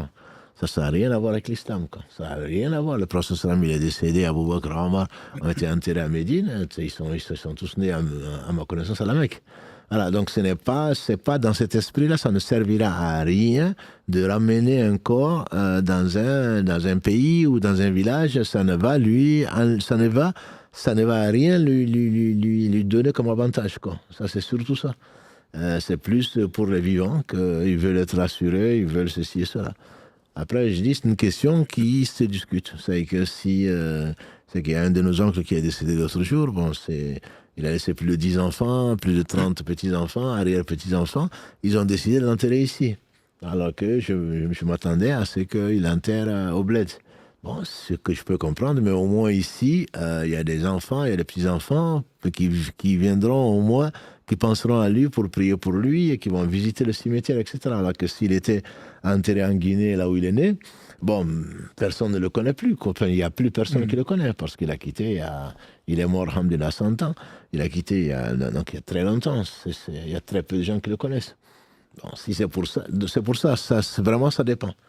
Ça dépend de la situation, quoi. Mais la sunna, c'est d'être enterré là où on est mort. Voilà, après, je ne critiquerai personne qu'Allah m'en préserve d'avoir fait ceci ou cela. C'est un ijtihad. Et puis surtout, je pense qu'il faut en discuter peut-être avec le vivant avant qu'il ne meure. Que les enfants ne se mettent pas à rentrer en conflit. Certains veulent l'amener au bled, l'autre veulent l'amener ici, etc., etc. Ça, c'est pas le moment de discuter. Même le prophète sallam, quand à quelques jours de sa mort, quelques heures même, je dirais, quand il a dit « Amenez-moi de quoi écrire, je vous dicter », ce après quoi vous ne serez jamais en désaccord. Ils ont commencé, non, il délire, non, il est fatigué, machin. Il a dit, allez-y, il ne faut pas vous disputer. Donc, c'est déjà, ça c'est le prophète sallam. Donc, il faut, quand la personne est en bonne santé, entre guillemets, ou en tout cas est capable de dicter, il est possible de laisser des consignes, que les enfants discutent entre eux, plutôt que, et qu'on partage avec lui, et que c'est les vivants qui décident, mais que ce ne soit pas entre l'émotion et le reste, que c'est peut-être pas le bon moment souvent de prendre des décisions sages. Donc il faut que chacun d'entre nous y pense, et ça peut arriver, ça arrivera de toute façon, ça peut arriver n'importe quand. Barakallah fik, Cheikh. Dernière question justement peut-être sur la visite des morts au cimetière. Donc c'est la question qui a été posée, est-ce que il est conseillé de visiter les morts au cimetière, et est-ce qu'il y a des hasanats par rapport à une visite? Mais certainement, il y a des hasanats. De toute façon, si personne ne te visite, alhamdulillah, Allah suffit. Le prophète sallam a dit, je vous avais interdit de visiter donc les cimetières, maintenant faites-le, ça vous fait penser à la mort, ne serait-ce que pour les vivants. Et ensuite, bon, prier quand on va dans un cimetière, ça rappelle la mort, donc ça attendrit le cœur, même les plus durs. Et également, donc ça c'est forcément, ça amène, il n'y a rien que l'on fait de bien pour Allah, subhanahu wa ta'ala, qui ne soit pas récompensé. Donc, et ça permet de prier également pour ce défunt-là, et également pour les autres défunts. Donc, il n'y a que du bien dedans. Il y a que du bien dedans. Mais il ne faut pas, contrairement à certaines pratiques, aller tous les jeudis ou le jour de l'Aïd, fixer des jours pour y aller. Non, ça, ce n'est pas conseillé. Et encore moins y aller, surtout pour les femmes, tous les ceci, parce que c'est mon fils voilà, qui est décédé, donc il me manque. Non, on ne va pas le retrouver dans quand on y va, c'est pour prier pour lui. C'est pas pour lui demander et pour se plaindre et lui raconter, tu sais, maintenant il y a TikTok, ça tu ne le savais pas, ton père m'a abandonné. Non, mais parler aux morts, ça fait, je ne sais pas combien de centaines de milliers de vues, quand Karim a mis récemment, est-ce que les morts entendent dans les... Bon. Il y a beaucoup de commentaires de gens malveillants et ignorants et très peu irrespectueux. Non, ça peut se faire. Non, ça se fait pas, etc. Bon, les commentaires, c'est pas ce qu'on demande. Ça aussi, ça me donne l'occasion de... On n'est pas obligé d'être d'accord avec un commentaire ou une vidéo. On n'est pas obligé de commenter non plus. Tout ce que l'on fait, on serait jugé dessus. Et mieux, je ne suis pas d'accord avec un réel ou avec une vidéo, je ne la regarde pas. Je ne l'envoie pas, je ne la partage pas. Mais de là à vouloir absolument imposer aux autres son point de vue. Non, ce que l'imam dit, c'est n'importe quoi. Alhamdulillah. J'espère que ce n'est pas le cas. Et si c'est le cas, qu'Allah lui pardonne. Et là, on est là en train de tout commenter. Et donc, je ne sais pas à combien de vues, de vues. On a une centaine de milliers de vues dessus. Donc, les gens vont parce que ça ne les arrange pas que le mort ne l'entende pas. Mais ce n'est pas ton opinion c'est Allah qui affirme les choses. Et on trouve dans le Coran et la Sunna du prophète sallam, il n'y a pas, oui, mais les gens disent que oui, mais les gens divergent. Bien sûr, les gens divergent. Pas sur ton cas, en tout cas. Toi, tu suis tes passions, tu veux absolument que ton père entende ton père. Prie pour lui, où que tu sois. Le prophète sallam nous a même dit de ne pas aller, de ne pas voyager pour aller le visiter, de le visiter, je dis bien. Certains vont à Médine, pardon, pour visiter. Il n'a pas dit. Tu pries là où tu es. Là où vous êtes prié, notamment vendredi, en fin d'après-midi, comme actuellement, c'est le meilleur jour de la semaine. Priez abondamment sur moi. Et Allah met un ange pour me le transmettre, où que tu sois. Voilà. Donc, on n'a pas besoin d'aller au cimetière. Par contre, il a dit, visiter les cimetières, ça vous rappelle la mort. Donc, ça apporte beaucoup plus aux vivants qu'aux morts. Mais le fait de le faire, bien entendu, que c'est quelque chose de bien, mais on ne parle pas aux morts. Si on devait parler aux morts, le prophète l'aurait fait. Il l'a fait à l'occasion quand Allah a humilié les polythéistes, donc à Uhud, et plutôt à Badr. Quand on les a mis dans les puits, etc., il a dit, est-ce que vous avez trouvé ce qu'Allah vous a promis et vous avez trouvé la vérité? Nous, on a ce que ce qu'Allah nous a promis est vrai. Voilà. Et Omar lui dit, comment tu parles aux morts? Donc, naturellement, c'est qu'on ne parle pas aux morts. Et comment tu parles aux morts? Il a dit, ils m'entendent mieux que toi, ou aussi bien que toi. Mais les savants disent que Allah a voulu les faire entendre pour les faire comme un châtiment sur eux.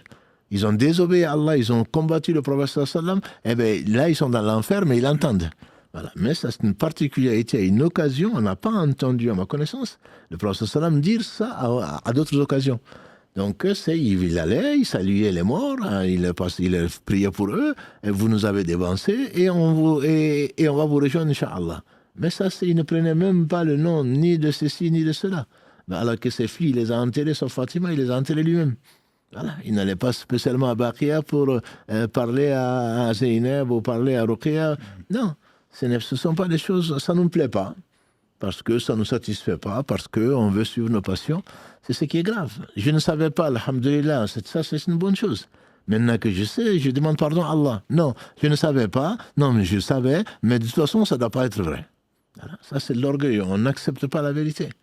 Voilà, c'est de l'orgueil. Ça c'est qu'Allah nous préserve et qu'Allah nous guide dans le droit. Barakallahu fik, cher, pour le rappel. En tout cas, c'est vrai que moi j'ai vu des vidéos où les gens vont en famille, passent pratiquement la journée ou la matinée autour de la tombe. Oui, j'ai vu à Cornebarieux, ici à Toulouse, avant-hier, hein, des chaises, des machins, il paraît qu'ils passent le week-end. C'est dans un rendez-vous là, oui. Autour de la tombe, je ne sais pas qu'est-ce qu'ils font. Et ça a amené donc ensuite les pires des choses, c'est de faire le tour des tombeaux, c'est de venir demander aux morts. Ça, c'est l'association majeure. Demander aux morts, c'est l'association majeure, c'est connu, il n'y a pas de divergence entre les savants dessus. Barakallahu fik, cher, je te propose de nous arrêter là, il est déjà 20h30. Inch'Allah, je vais juste avec la bonne nouvelle que j'avais promise. Oui, donc, c'est les parents de Imran. Si vous en savez, ce garçon donc, de 4 ans qui a atteint un déficit immunitaire très sévère et donc qui m'ont écrit hier soir, Marseille nous a annoncé qu'ils ont un donneur compatible. Donc, on cherchait la greffe de moelle osseuse. La greffe aura lieu, Inch'Allah, le 29 juillet. On y sera au moins 15 jours avant pour la chimio de conditionnement parce que ça, c'est que les gens... Ah oui, on a eu la greffe. Le problème, c'est que, bon, ceux qui ont été éprouvés par ça savent de quoi je parle. Donc, ils font quand même de la chimio pour éliminer les cellules donc, qui peuvent gêner pour qu'il y ait une compatibilité. Et d'ici là, on ne risque pas de s'ennuyer car Imran poursuit ses prises en charge, mais va surtout être hospitalisé à Marseille par rapport à ses nodules sur la rate afin de ne prendre aucun risque. Donc, pour la greffe, il va devoir subir entre autres une biopsie et tout ça. Donc ce n'est pas réglé, mais alhamdoulilah. Il y aura aussi la pose de port de cathéter. On espère donc que les deux seront faites en même temps pour n'avoir qu'une seule anesthésie générale. Grosse décharge d'émotions, on peut l'imaginer depuis hier soir, mais alhamdoulilah, Allah Akbar, ça avance et c'est un soulagement. Merci encore à votre soutien, votre relais et vos doigts. Voilà, donc vous remercie, son père aussi m'a écrit, donc ce sont les deux qui ont écrit pour vous remercier, donc nos frères et nos sœurs qui ont fait un fond peut-être de la brousse, parce qu'Internet est partout maintenant, même dans les sous-marins, il paraît. Voilà, donc qui vous remercie pour avoir pensé à eux et les musulmans, comme l'a dit le prophète, les croyants plutôt, dans leur affection, dans leur amour, dans leur compassion les uns par rapport aux autres, c'est comme donc un seul corps, quand le corps souffre.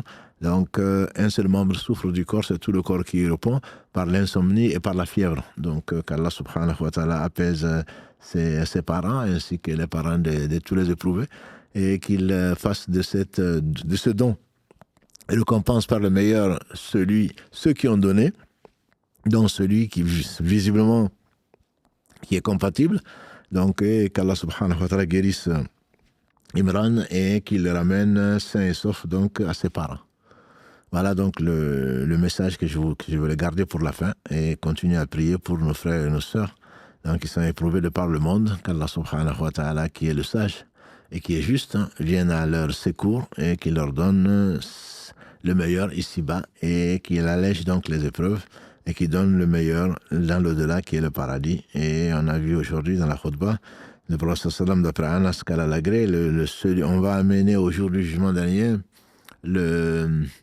l'homme le plus, celui qui a profité le plus de ce bas monde parmi les gens de l'enfer. On va lui dire, est-ce que tu as déjà été heureux? Il va jurer par Allah qu'il n'a jamais été heureux. Voilà. Donc on a beau passer 1000 ans dans un palais, c'est pas pour autant qu'on va être heureux. Et on va amener également l'homme le plus éprouvé, entre guillemets, dans ce bas monde, parmi les gens du paradis. On va lui demander, est-ce que tu as déjà souffert? Il va jurer par Allah qu'il n'a jamais souffert. Voilà. Qu'Allah nous accorde le paradis, qu'il nous rende sincères, qu'il accepte donc nos œuvres, et qu'Allah subhanahu wa ta'ala nous rappelle, satisfait de nous, qu'il bénisse abondamment Mohammed, sa famille, ses compagnons, tous ceux qui les ont suivis dans le droit chemin, et nous fasse l'honneur d'en faire partie. Subhanakallahumma bihamdika, ashhadu an la ilaha illa anta, astaghfiruka wa atubu ilayk, subhana rabbika rabbil izzati amma yasifun, wa salamun ala al-mursalin, walhamdulillahi rabbil alamin, wa assalamu alaykum wa rahmatullahi wa barakatuh.